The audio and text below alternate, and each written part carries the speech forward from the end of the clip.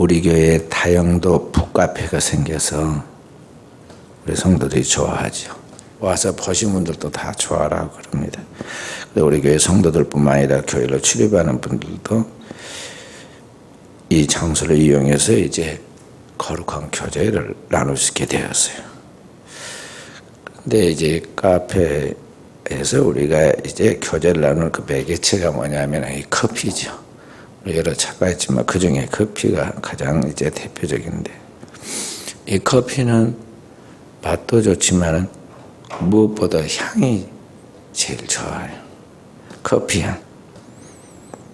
그래서 이 커피 향이 있으면은 우리 그 안에 있는 사람과 음식 모든 그 좋지 않은 냄새도 다 없애주고, 그래서 사람들의 심신을 편안하게 해주고 기분 좋게 만들어주죠.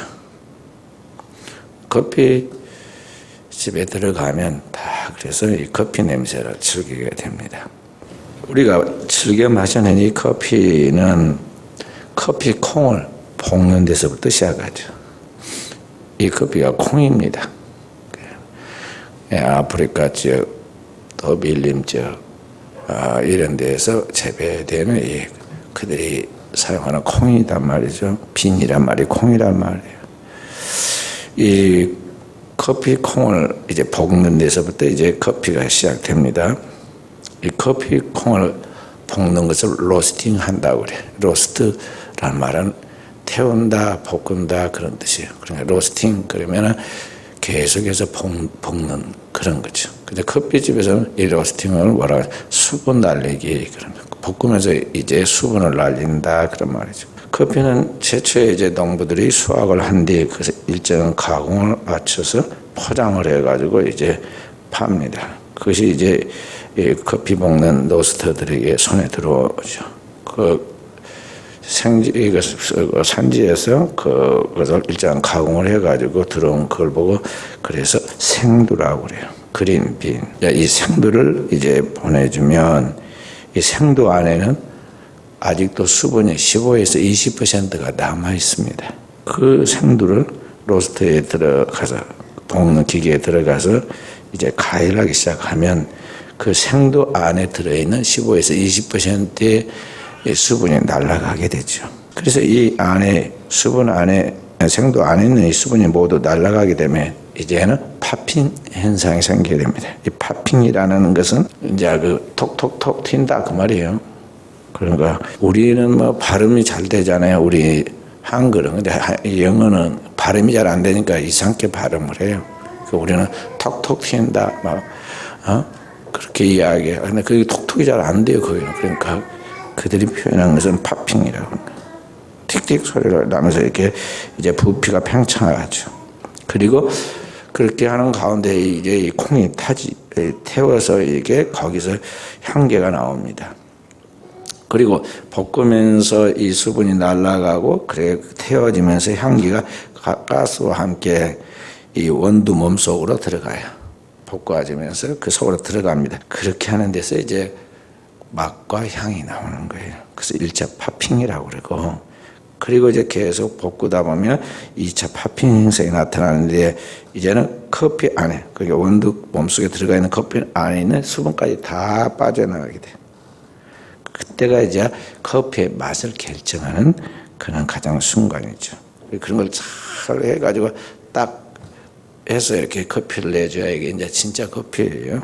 그래서 이제 그렇게 된 이 2차 파핑까지를 딱 마친 그 이제 커피를 급속 냉각을 통해서 배출해서 나오게 되면 이제 뚜루룩 나온 그게 이제 커피가 되는 거죠. 근데 거기다가 우유를 타면은 뭐예요? 뭐라고 그래요? 라떼라고. 그대로 그냥 원두 그대로 먹는 것은 원두 커피라고도 아메리카노도 하고 막 그러죠. 그리고 초콜릿을 내면은 모카 뭔가 그런 뭔가 그러고 뭐 그러죠. 붙이죠. 그렇게. 저의 기호에 따라 그렇게 하는 거예요.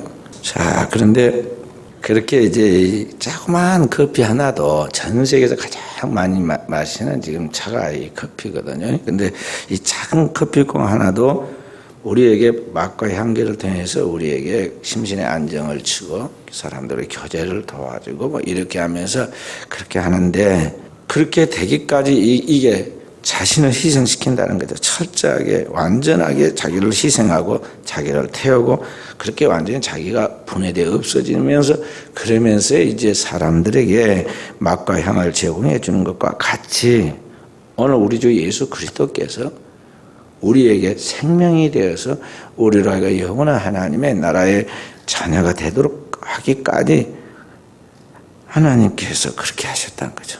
그리스도 예수께서 작은 그 영원한 만물보다 크신 그 영원하신 살아계신 창조주가 작은 아기의 몸으로 이 땅에 태어나시고 자기를 비하해서 태어나시고 그 작은 아기와 같은 아기 예수 그리스도의 몸에 인류의 모든 죄와 저주, 그 사망 권세를 태초부터 새말까지 모든 것을 그에게 다 담당시키고 그에게 짊어지게 해서 그로 하여금 우리 죄를 가져가는 세상에 속지 않은 어린아이 되게 하셨다는 거죠. 구약의 이스라엘 백성들이 1년대 깨끗한 흠없는 어린 양에게 모든 죄를 뒤집어 써서 그 양이 피를 흘리고 죽을 때 이스라엘 백성들이 죽지 않고 재앙과 저주와 질병이 지나가서 출애굽에서 살아난 것 같이, 오늘 바로 그 예수 그리스도에게 우리의 모든 죄와 허물을 다 담당시키고 그렇게 해서 그리스도가 십자가에서 죽으심으로 그리스도께서 그 짊어지고 십자가를 지고 죽기 전에 겟세마네 당신의 동산에서 기도하시죠. 겟세마네 동산에서 기도하시기 전에 계속 준비하시고 새벽 미명부터 밤이 맞도록 기도하시죠. 히브리서 5장 7절에 보면 그가 땅에 계실 때 땅에서 자기를 능히 죽음에서 구원하실 이에게 심한 통곡과 눈물로 간구와 소원을 올렸고 그 경외하심을 인하여 들으심을 얻었다. 매일 기도가 통곡이었던 거죠. 눈물의 통곡. 그 겟세마네 동산에서 기도할 때는 십자가에서 죽기 전에 이미 온몸에 진액이 다 빠져버렸다. 땀이 땅에 떨어지는 핏방울같이 되었다는 게 완전 진액을 쏟고 기도를 한 거예요. 마지막 기도로 그렇게 한 거예요. 그리고 십자가에서는 채찍에 맞고 십자가에 달려서 피 흘리고 다 쏟아냈죠. 그리고 마지막 남아있는 그까지도 나중에 창으로 심장을 찔렀더니 피와 물이 쏟아져 나왔다고 그랬잖아요. 그리고 다 쏟아내시죠. 그리고 마지막에 숨 한 자락까지도 다 쏟아내시죠. 그렇게 자기를 희생시키고 완전히 불태워버림으로 오늘 우리를 구원해내셨다 하는 거죠. 그러니까 오늘 예수께서 이 모든 세상을 살리는 생명의 능력이 될 수 있는 것은, 그분의 말씀이 영원한 생명의 진리가 될 수 있었던 것은 바로 이와 같이 이 세상 죄를 짊어진 세상의 속죄의 어린 양으로서 자기를 완전하게 희생시키는 이 희생이 있었기 때문에 그렇게 되었다는 것입니다. 그래서 오늘 우리가 그리스도인으로서 이와 같이 예수 그리스도의 정신과 삶을 가지고 자신을 마치 커피콩 볶듯이 철저하게 자기를 태우고 자기를 비우고 자기를 깨뜨리는 그런 희생을 통해서 그리스도의 향기가 내는 세상의 소금이다. 그리스도의 맛이, 그리고 그리스도를 아는 냄새가 너에게서 나온다고 했어요. 이 사람은 사망이 이르는 냄새요, 이 사람은 생명이 이르는 냄새라 그랬어요. 그리스도의 향기가 오늘 우리가 될 수 있다는 것입니다. 그래서 오늘 우리는 이런 진정한 그리스도인이 지금 돼야 돼요. 오늘의 시대는요, 지금 요새 이런 코로나 사건을 통해서 진짜와 가짜가 막 분별이 됩니다.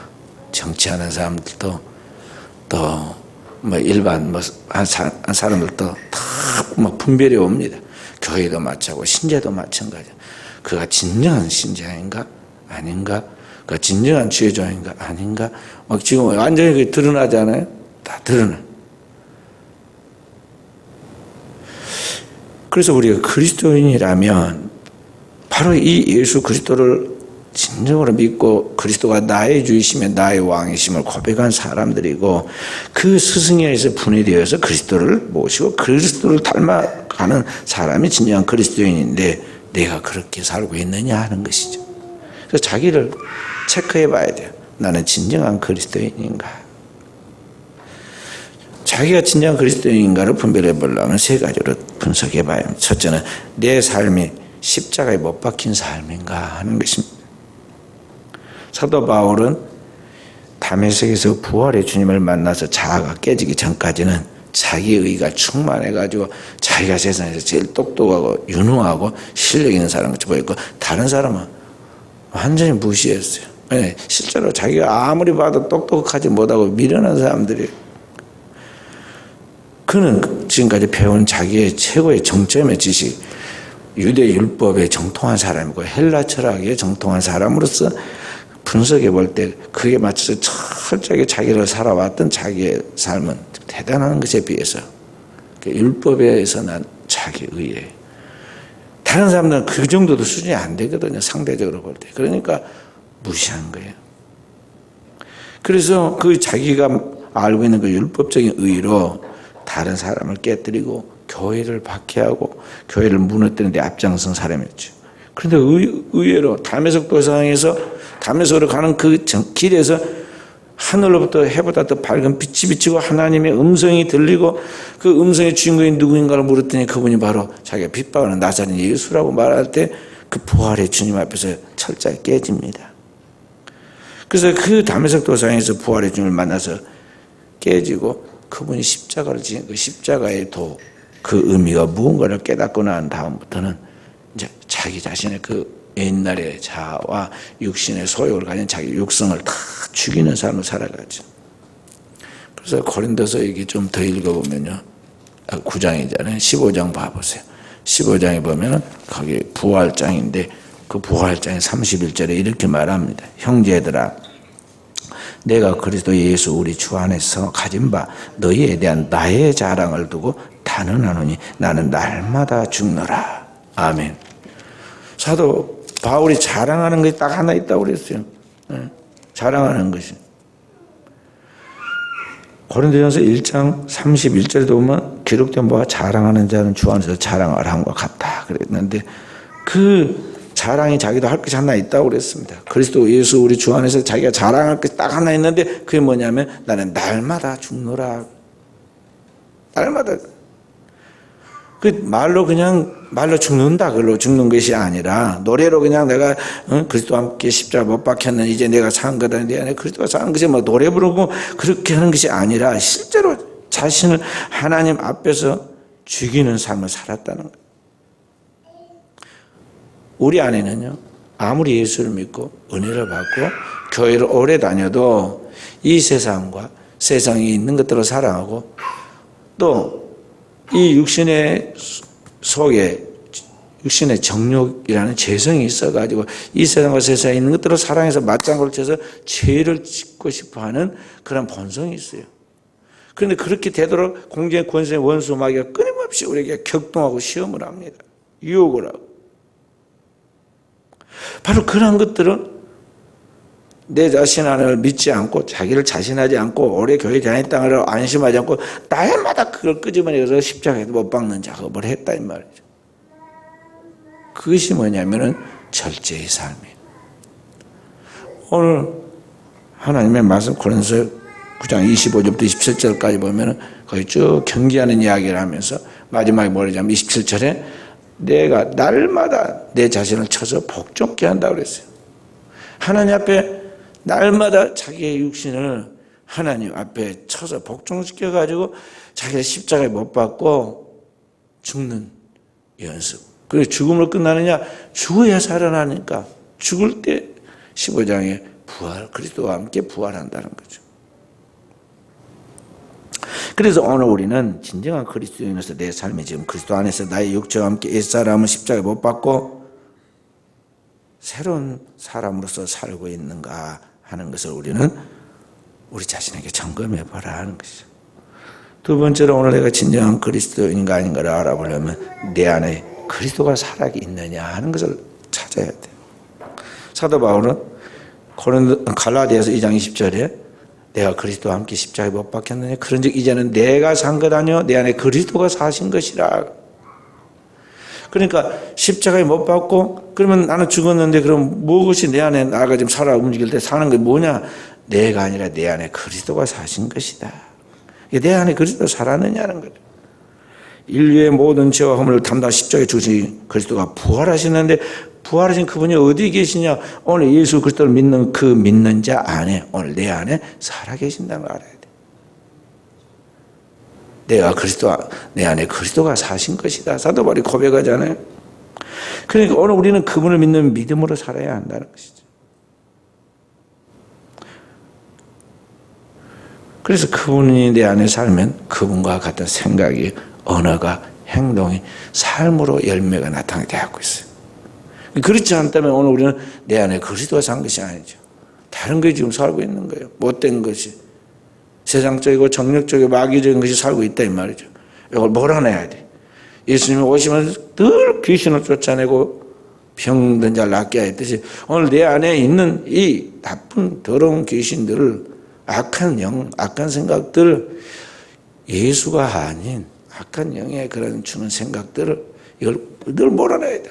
악한 생각, 음란과 거짓과 불의의 그런 것들을 다 찌르고 탐욕과 원망과 미워하는 것과 불신의 마음들, 이런 것들을 다 제거해. 이것이 매일 새벽 우리가 기도하면서 하나님께 우리가 자신을 지금 성찰해 갈 기도의 제목들이에요. 할렐루야.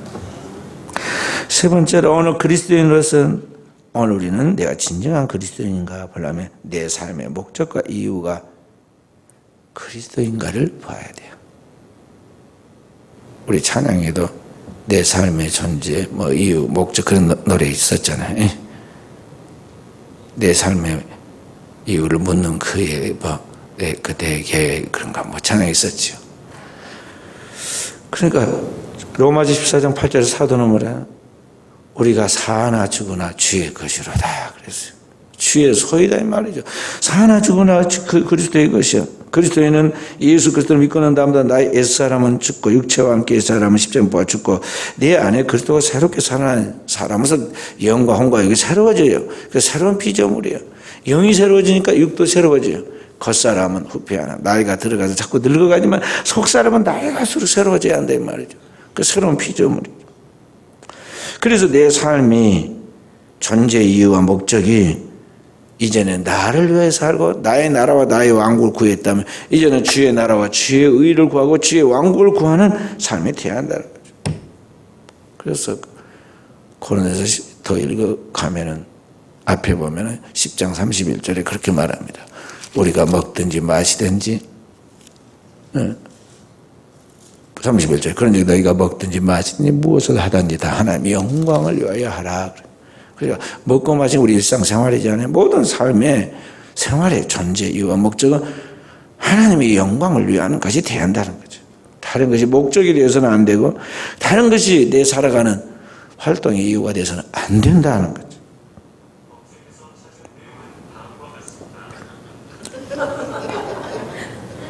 그래서 오늘 이제 우리가 이렇게 중요한 것은 예수로 살고 예수로 죽고 예수로 부활하는 이 예수로 사는 사람, 이 사람은 항상 주님과 동행하고 주의 뜻과 영광을 드러내는 사람이 되어야 하는데 이렇게 사는 것은 어떻게 가능하냐 하는 거죠. 사람의 자기 노력과 의지와 결심, 많이 배운 지식, 그리고 도덕과 윤리와 그 모든 예의를 가지고 되느냐 절대 안 되는 거예요. 인간은 얼마나 약한지 화장실 들어갈 때와 나올 때 탁 태도가 달라요. 저녁에 잘 때하고 아침에 일어날 때 마음이 다르잖아요. 우리가 달라. 금방금방 달라. 그러니까 오늘 우리는 내 자신을 믿어서는 안 돼요. 누구 말도 믿어서는 안 돼요. 이 땅에 어떤 것도 우리를 통제해서 갈 수 없어요. 그러면 어떻게 우리가 이와 같이 온전하게 주님을 따라가는 주님의 영광을 위해 사는 사람이 될 수 있느냐? 성령이 우리의 연약함을 도와주셔야 한다는 거예요. 그래서 주님께서 너희는 제자 되어라 말씀하면서 볼지어다 세상 끝날까지 너희와 항상 함께 있으리라. 성령이 오늘 우리와 함께 하신다 그 말이에요. 성령으로 아니하고는 아무도 예수를 주라 신할 수 없을 뿐만 아니라 그의 뜻을 생각할 수도 없고 그 뜻대로 살 수도 없어요. 그래 그의 성령으로 되어진다는 거죠. 그래서 갈라디아 5장 16절부터 26절에 보면은 그 정과 욕심 십자가에 못 박을지니라 그러면서 거기에 오직 성령을 쫓아 행하라 그랬어요. 성령과 동행하는 삶을 살아야 한다는 거죠. 아까 말씀드린 것 같이 여러분과 저 은혜 받고 은사 받고 교회에서 오래 신앙생활에서 직분을 가졌다 하더라도 목사, 장로, 권사, 집사 뭐 아무리 교회 경륜 있는 직분 가진 사람들 할지라도 똑같이 노출되어 있는 게 있어요. 그게 뭐냐면 죄와 육체와 이 마귀와의 이런 이 세상에서 노출되어 있어요. 그래서 이 죄와 육체와 이 마귀와의 영적 싸움에 노출되어 있는데 이 싸움에서 우리가 이 원수 마귀를 이기고 이 세상을 이기고 죄성을 가진 내 육체의 정욕을 이기고 나아가도록 하기 위해서는 내 힘과 결심은 안 되고 내 노력으로 안 되고 성령이 나의 연약함을 도와주셔야 한다는 거예요. 도와주셔야. 이는 힘으로 등으로 안 되고 오직 나의 신으로 말미암아 되느니라 하는 말씀이 그 말이에요. 성령으로 말미암아 된다. 그래서 성도가 성령의 충만함을 성령의 도우심을 성령의 인도함을 받지 않고 신앙생활을 성공한다고 해서 불가능한 이야기예요. 목사 아니라 그 어떤 사람도 안 된다니까요. 안 돼. 그 오래 목회했다고 장담하고 자신하면 안 돼.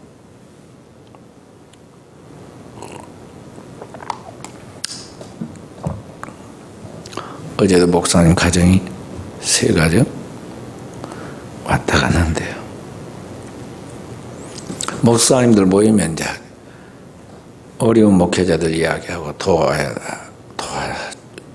하지 않겠느냐. 서로 그래서 그런 이야기하고 또 이야기하다 보면 각각 자기 교회 이야기 하잖아요. 한 분은 늘 그렇게 사랑으로 다른 분들을 도우려고 막 합정을 써서 그 교회는 문제가 없는 줄 알았어요. 근데 이제 문제가 해결되니까 이제 이야기하더라고. 어째서? 여기인데 엄청나게 큰 어려움을 겪었는데 영 목사님이 이제 아예 은퇴 2-3년 남겨놨는데 명예롭게 은퇴하지 못하고 그냥 사표 쓰려고 시차대까지 다 사표 써갖고 내놓고 가려고 그랬다는 거예요. 그렇게 어려운 일이 있었더라. 그랬는데 하나님이 이제 연말에 해결해 줘갖고 지금 이제 끝나니까 말한 거예요. 단 그 안에는 아무 말도 안 해.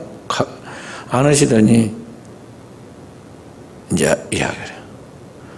그래서 제가 가만히 있다. 그 교회를 잘 알거든요. 시골 교회예요. 도시 절반, 시골 절반 그렇게 교회 있는데, 아니 그 목사님이 평안하게 목회를 잘하신 줄 알고, 그랬더니 이 교회가 장로가 없는 것도 아니고 권사가 없는 것도 아니고 부목사가 없는 것도 아니야. 또 교인이 없는 것도 아니고 돈이 없는 것도 아니야. 그런데 내면의 이야기는 가만히 들어보니까 막 감정적인 것이고, 감정의 뭐 어떤 그 흐름 속에서 막 서로 파당이 생기고 다툼이 생기고 뭐 이런 것이 커져가지고 그렇게 된 거예요. 뭐가 문제인가요? 말씀으로 거듭나고 성령으로 충만히 채워져서 그리스도의 형상과 모양으로 자라가야 하는데 이게 안 된 거예요. 교회 연재만 오래됐고, 교회 지금 다니면서 이제 오래되다 보니까 그냥 원로 장로님도 있고 장로들도 있고 뭐 그리고 또 부교육자도 있고 뭐 이렇게 있는 것이지 이게 영적 성숙이 안 된 거예요. 객관적으로 이제 분석을 해볼 때. 또 이 목사님은 기도를 많이 하시고 은사가 있는 분이거든요. 그런 분인데도 그걸 못 따라오더라고, 그분들이. 또 워낙 사람이 좋으시니까 말이야. 자를 때 탁 잘라야 하는데 자르지는 못해. 그러니까 호랑이 없는 산중에 토끼가 왕노릇 한다잖아. 토끼가 나와갖고 막 왕노릇 한참 하는데 하나님께 딱 그 목사님은 무능왕까지 맡기고 있지만, 그리고 본인이 가려고 그렇게 생각했지만 하나님이 간섭을 하시는 거예요. 하나님은 살아계신데. 그 진짜 하나님 앞에 그 뜻을 따라 놓고 기도하면 하나님이 살아계 역사하신단 말이에요. 그걸 모르는 거야. 일반 사람들이 다 교회가 내 손아귀에 있는 줄 알고 사람들 다 자기 발밑에 있는 줄 알고 다 경솔하게 막 날고 깁니다. 교회 다니는 사람 저 말 못한 사람이 누가 있나요? 그래가지고 말을 막 하고 그래서 상처들을 주고 그래봐야 100년 안짝에 살다 갈 건데 그런데 그 주어진 시간의 한계 안에서 행복하게 은혜 안에서 기쁘게 하나님 앞에 살다 가야 할 건데 그렇게 사는 거예요. 한마디로 성령 안에서 성령은 우리를 그리스도 예수가 누구신가를 가르치시고 요한복음 14장 26절에 예수 그리스도에 대하여 가르치신다, 생각나게 하신다, 복음이 말씀하잖아요. 그리고 그 예수 그리스도의 진리 가운데 우리를 인도하셔. 요한복음 15장 26절에 진리의 성령 오셔서 오늘 예수 그리스도의 진리 가운데 우리를 인도하신다. 그리고 그 하나님의 성령의 권능이 우리로 하여금 하나님 뜻대로 살 수 있도록 우리를 도와주시죠. 근데 제일 우리가 안 되는 부분이 어디예요? 우리 육체를 가지고 그리스도를 따라가고 그리스도와 동의하는 삶을 사는데 제일 안 되는 게 뭘까요? 신혜는 권사님 말해봐요. 제일 안 되는 게 뭐예요? 주님을 따라가는데 제일 안 되는 거. 난데 그러니까 뭐가 안 돼? 내가 연약해서 안 되는데 뭐가 제일 힘들더냐 그 말이에요. 기도지. 기도예요. 사람들은요 기도처럼 쉬운 게 없는 줄 알아요. 그러죠? 그래서 할 일이 없으면 기도나 해라 그래요. 근데 해보면은 제일 힘든 게 기도예요. 해봐. 아침에도 힘들고 저녁 때도 힘들어요. 그냥 앉아 TV를 보면 2시간을 봐도 안 힘들어. 눈이 계단구가 져가지고 여기가 말이죠. 저쪽 눈꺼풀이 내려올 때까지 봐도 잘도 봐. 근데 기도는 안 돼요. 그렇게. 그죠? 기도는 눈이 계단구가 지듯이 말이죠. 그렇게 꼬아말았을 때 2시간, 3시간 됩니까? 영역이라는 게 있어. 그 기도는 안 돼. 5분짜리가 있고 영역이 10분짜리가 있고 20분짜리가 있고 다 달라. 통계. 서양 사람들은 통계 내는 걸 좋아하니까요. 미국 사람들, 목사님들이 하루에 몇 분 기도하는가 쭉 통계 냈어요. 15분 기도한다고 하더라고요. 그래서 옛날에 저희들이 신학교도 할 때 그때 옛날 이야기인데 그때 그 이야기를 듣고 우리가 웃었어. 한 15분짜리 기도해갖고 어떻게 목회한다고. 왜냐하면 그 당시에 목사 그러면요 보통 2시간 이상 다 기도해야 하는 줄 알고 신학생들 또 다 기도를 하고 그랬단 말이에요. 그래서 15분이라는 게 웃었어. 근데 요사이 진짜 15분만 해도 훌륭해. 안 그래요? 교회 와서 하루에 15분만 진짜 하나님 앞에 기도해도 그래도 괜찮다니까요. 근데 15분 하나요? 기도가 제일 어려워. 그래서 제일 먼저 성령이 와서 도우신 건 뭐냐면 기도예요.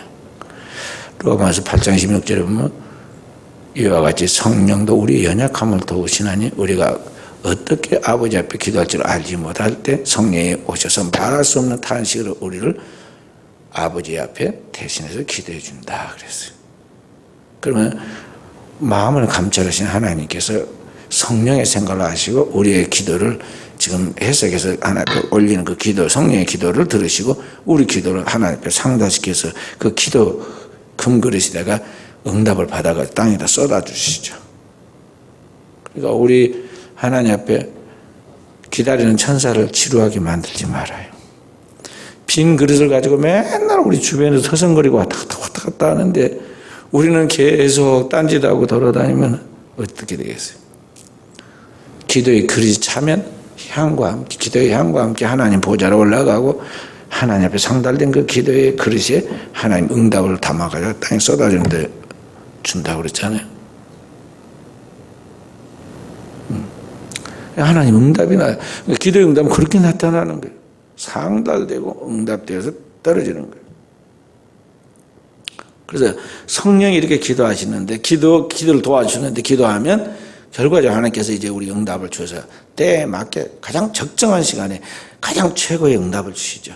그래서 성경 뭐다 그냥 로마서 8장 28절에 하나님을 사랑하는 자, 곧 그의 때때로 부르심을 입은 자들에게는 모든 것이 합력하여 선을 이루느니라 그랬어요. 그렇게 만드셔 성령. 그래서 다 내가 한 것이 아니라 하나님 은혜라고 고백하게 만드는 거죠. 그래서 오늘 우리는 하나님 앞에 이 하나님께 모든 걸 맡기고 기도를 해야 돼요. 그래서 아까 제가 통성기도 때 이야기했지만 지금 우리나라가 의학이 있지만 아직 그게 치유하는 뭐 백신이 나온 게 아니단 말이에요. 아니야. 그러니까 예방이 치유보다 중요해. 그러니까 예방을 시켜야 돼요. 예방.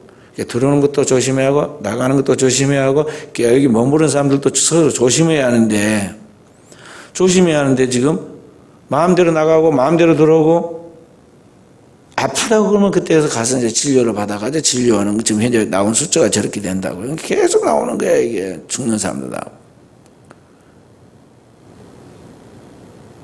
그리고 지금 무엇이 가장 우리나라에 중요한지 나라가 지금 이대로 가면 세계 경제가 파탄나고 세계 경제와 함께 우리나라도 파탄나게 되는 그런 상황 속에서 국회의원이 되면 안 되면 뭐하고 안 되면 뭐 할 거야. 근데 없어지는 것도 아니야.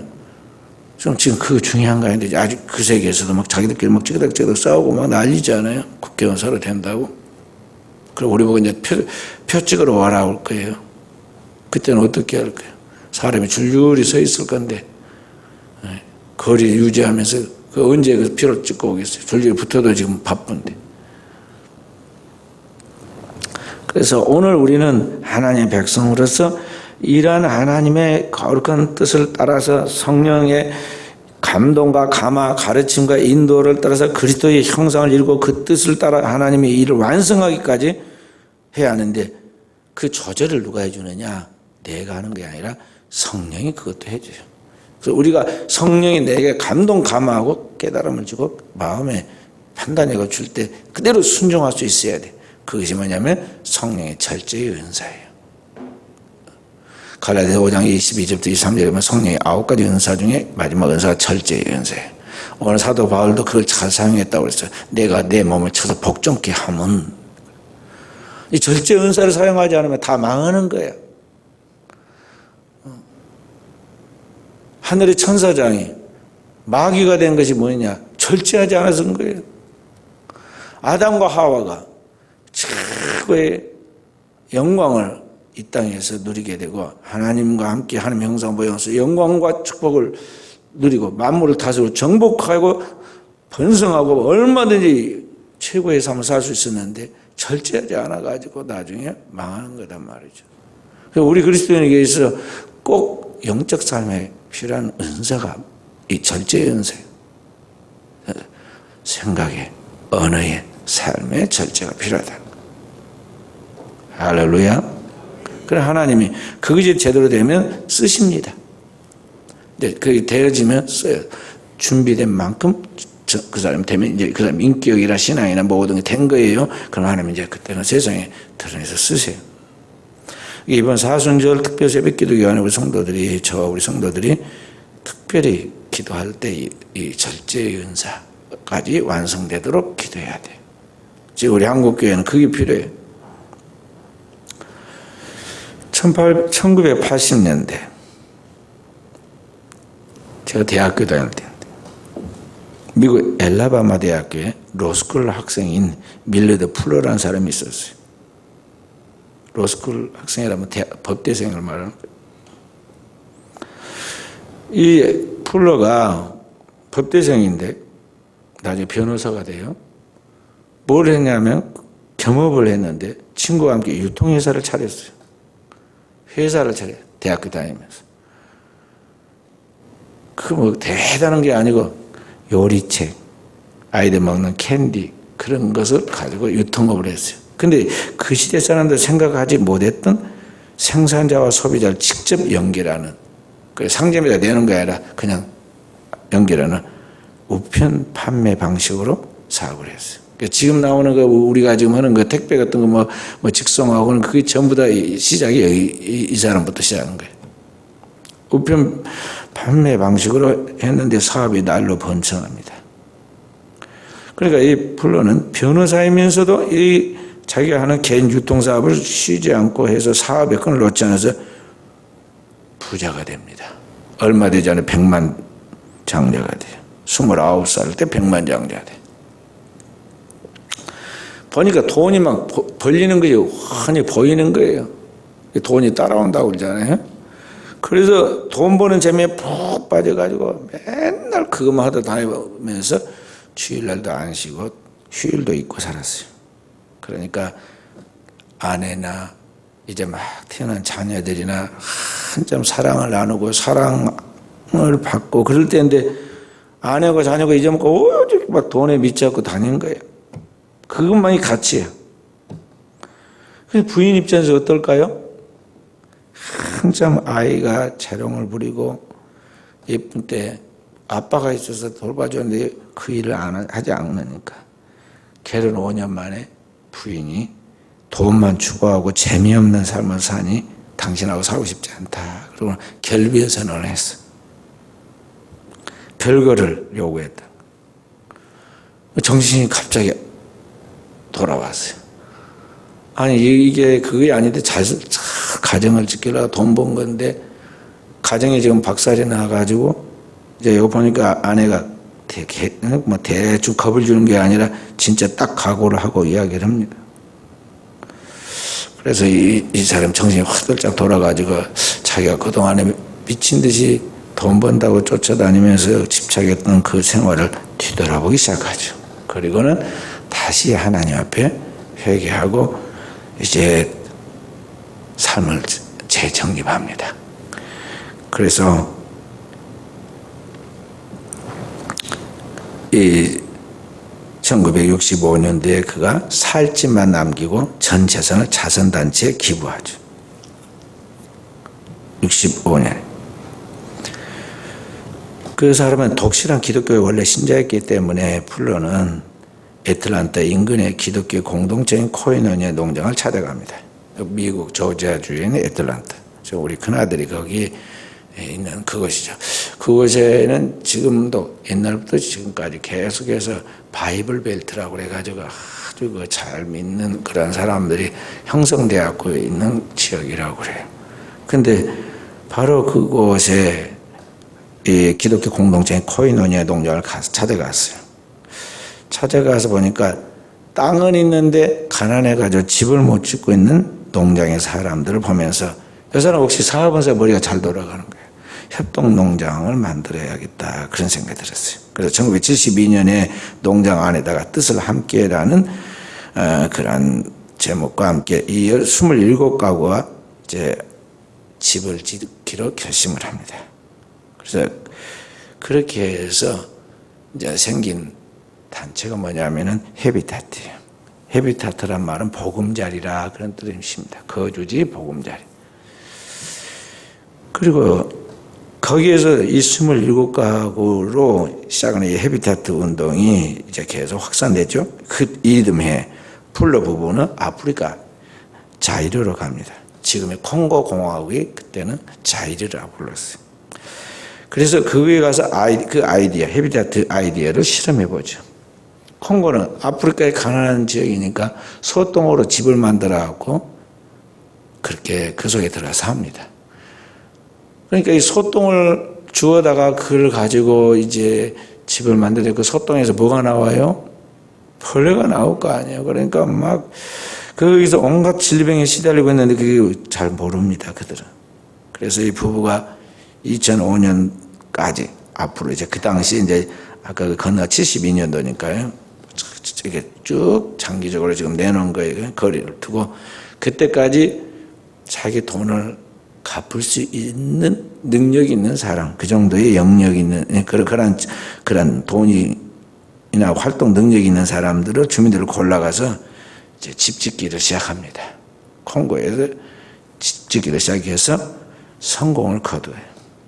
그리고 다시 75년대에 귀국해가지고 이번에는 규모를 크게 해가지고 국제 헤비타트 운동을 하죠. 그래서 그 깃발 아래 지금까지 20분마다 한 채씩 세계 집이 세워지고 그 일에 선한 일에 함께 참여한다는 나라가 지금 100여 개 나라가 참가하고 있어요. 그래서 지금까지 100만 채 이상의 집을 지었어요.